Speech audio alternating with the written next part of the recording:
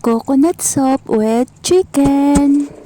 Good evening everyone, ako nga pala si Lang Lang, isang OFW dito sa bansang Hong Kong. Luluto nga pala ako ngayon ng coconut soup, lalagyan ko ng chicken. Masarap talaga magsabaw pag ganitong malamig ang panahon. At ayan na nga guys, pahirapan ng pagbiak ng niyog at pagkuha ng kanyang mga laman. Pero go go go lang!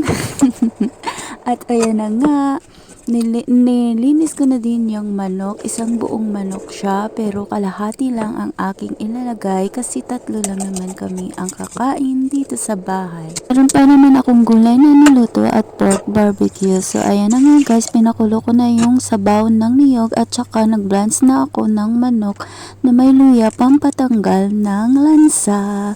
So ayan na nga guys, pagkatapos nilagay ko doon sila, pinag-isa ko silang lahat at saka ang sarap talaga. Favorite ko na siya. Sarap.